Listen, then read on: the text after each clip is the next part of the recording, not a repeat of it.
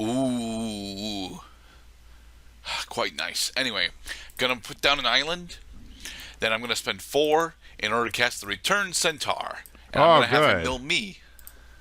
Oh, beautiful. You just met your threshold to transform Jace. 2, 3, 4. All right.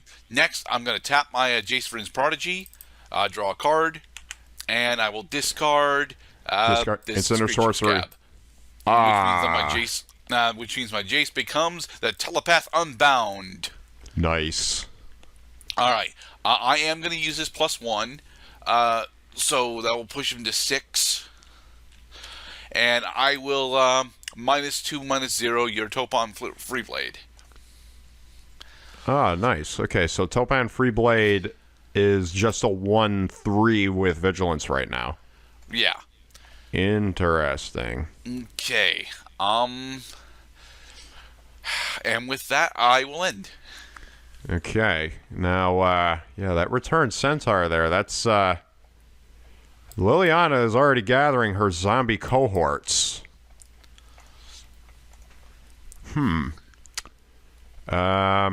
Unfortunately, as much as I want to use this card, it's gonna slow me down in the long run because I got, or do I? No, I got something I could play here.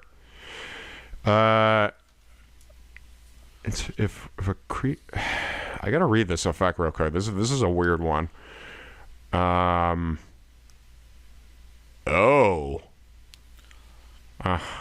Okay. I can see an application for this effect. It's a rather minor one, but it'll definitely work. The problem is I can't use it right now.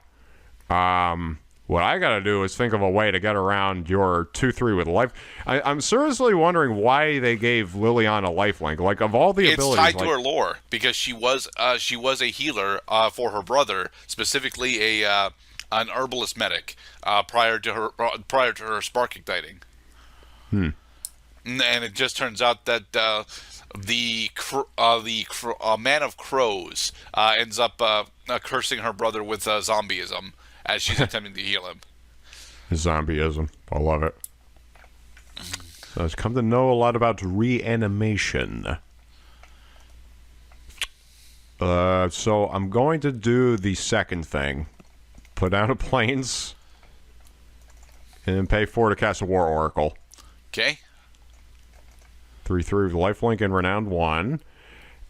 Your Return Centaur is going to successfully halt my attack this turn, so I'm just going to end my turn now. All right. Okay. But Ooh. Topan Freeblade gets his power and toughness reset. There it is. Oh. I think I can do that, can't I? Oh, baby. Cloud, do you remember if the legendary rule specifically has the creatures die or do they fizzle out? Would you like to look it up? Oh man. Okay. So I will attempt to look it up. I don't have confidence in my ability to find it is the thing. it's a really easy question. I'm just going to ask Google, what is the legend rule? Okay. Okay, so MT, of course, prefixing with the letters MTG so it knows what I'm talking about. What is the legend rule? It was actually the third most popular request. AI says, in Magic the Gathering, the legend rule states that a player cannot control more than one legendary permanent with the same name on the battlefield. If they do, which means that that it would resolve on the stack, they must choose one to keep and put the others in the graveyard.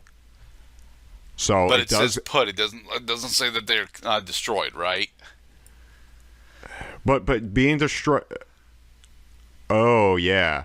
So destroy is just one type of way that a creature can be put into the graveyard. Right. Specifically, if it takes enough damage, or if it's inflicted with an ability that says destroy target. Okay. So with that, no, I personally think that I should be able to do that, but I'm not going to. So let me take a guess here. This just a guess, shot in the dark. You're holding onto a copy of Liliana you want to cast this copy, and because of what we just read, and I would accept this as true, that the second Liliana would hit the board, but then because of state-based actions, the legend rule would cause you to kill one of the Lilianas. Yeah. I think that would work, actually. I don't know. It specifically says send. Given that I've been doing a lot of Yu-Gi-Oh recently, where send and destroy are drastically different, especially with the new archetype that comes out in Pseudo that I'm really interested to play with. Yeah, Yu-Gi-Oh and its semantics. Indeed. All right, so what I am going to do, I know this definitively, is that I'm going to +1 my Jace on your War Oracle. Okay, so the War Oracle is now a 1/3 with lifelink until the start of your next turn. And then I'm going to spend 1 in order to cast a Fetid Imp. Oh, this fucking guy. Okay. I think then...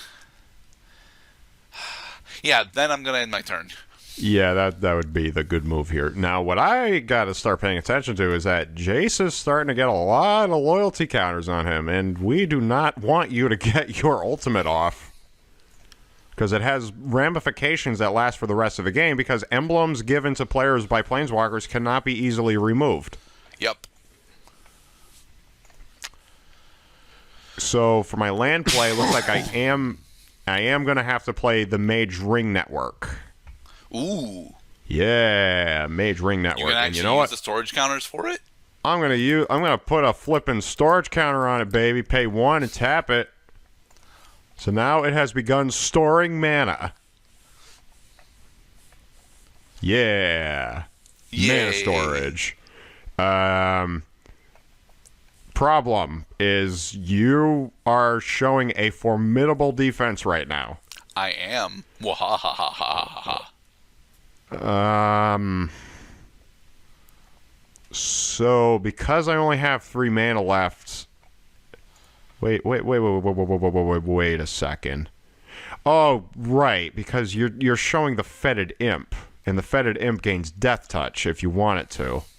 Yeah, that freaking sucks, man. I'm gonna go into combat. Okay. And I'm gonna swing at you with the War Oracle by itself. All right. I'm going to declare the Fetid Imp as a blocker. Okay. Yeah, Fetid Imp as a blocker. All right. Anything else, Mr. Cloud? Let me see here. Okay, so according to the current state, because this blocking step will not end until both of us agree that it can end. Yep. I'm going to pass priority back to you. All right. Then I'm going to spend a black in order to give my Fetid Imp Death Touch. Okay, now because you did that, now priority comes back to me. I'm going to pay 1, and I'm going to cast Might of the Masses. And I'm going to put that Might of the Masses ability on the War Oracle, so it gains +3/+3 until end of turn. Yes. All right. Let's go to the damage step. So, Fetid Imp is deaded, as is your War Oracle. You gain 3 life. 4 life. Oh, yes, 4 life. And then Liliana transforms. Nice. Oh, wait, I have another play. When Liliana transforms, I'm going to cast another card. Okay. And that card is the Hallowed Moonlight. Okay. Until end of turn, if a creature would enter the battlefield and it was not cast, you exile it instead. Okay. So, I don't get my zombie token either. Right, but you do get your Liliana Planeswalker. No. Yeah, you do. Are you using Hallowed Moonlight on my token or on my Liliana? Oh my god, did I just screw up your Liliana? Wait, because... But wait. Semantics, Mr. Gerdat, is... Hallowed Moonlight says if a creature would enter the battlefield, Liliana says... Yeah, Liliana exiles herself, flips, then comes back. Then return her to the battlefield. It uses the word return. Yes, it does. But is that necessarily the same or different than entering the battlefield? It's the same. Come on. Do you want to look it up, sir? I don't think we need to. I'm pretty sure it's pretty straight. Liliana goes into exile, flips, and then comes back. So yeah. Oh man, but now I feel bad. I was just trying to get rid of the zombie. I didn't want to, freaking rip the pants off of your strategy here. Do you want to just use it on the zombie instead? I can't just use it on the zombie because Hallowed Moonlight doesn't discriminate on what the creature is. Yeah, it would here because I'm generating a zombie. Aha. I figured it out. Liliana does not return as a creature. She returns as a planeswalker. That means that she does come back. Right. Okay, my bad. No, that was totally on me. I went miles down the wrong pathway. But you still get denied your zombie. Yeah. And I draw a card. Jesus fucking Christ here. All right. So that was my attacking step, which is now over. End combat. A bunch of shit happened. You have now a planeswalker that has -X. Return target non-legendary creature card with converted mana cost X from your graveyard to the battlefield, and you have a lot of creatures at your disposal. And yeah, you can make me. But I don't really have the ability to, do that all that much because it's gonna be a while before I can, get her up to the bigger numbers. Gotcha. I'm gonna end my turn now. Okay. All right then. Let's see what we can do. First, we're gonna put down a swamp. We're gonna +1 Jace on the Topin Freeblade in order to make him a 0/2 with a 1/1 counter. Gotcha. Then we're gonna. Then I think, the play is that we're gonna +2 Liliana. So when you +2 Liliana, you're gonna make me discard a card. We both discard a card. What? Each player discards a card? Oh yeah. Dear. You sneaky one. You're loading your graveyard with either useless cards, instants or sorceries, or creatures. Yes, usually creatures. I'm going to discard... I'm going to discard the War Oracle.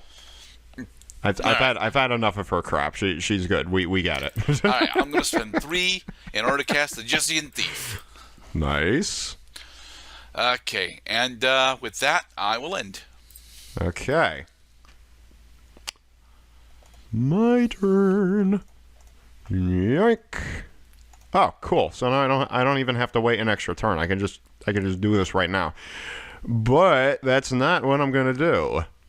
Why? Because I said so.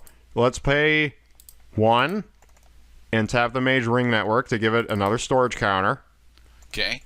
Mind you, the storage counters that I put on the Mage Ring Network do not produce colored mana when I use that third and final mana ability. I can only add gray mana using that, but the amount of gray mana is equal to the amount of storage counters. Colorless mana, Cloud. Colorless mana.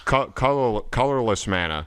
And I do have the option to not totally deplete the Mage Ring Network when I do that. Right. But I'm pretty sure the object is use as many of the storage counters as possible because this is a tough card to use depending on the timing when you draw it. I'm going to pay 3. Pay 3 white. No, wait. I'm waiting for somebody. I'm going to spend the green mana instead and leave open the white mana. Play Healing Hands. Okay. Target myself. First thing is I gain 4 life points because I'm the target. Then I draw a card. But unfortunately, the card that I drew was not what I was looking for. And now looking at your defense, again, I am just going to end my turn, which means that Topin Freeblade gets his 2 power back.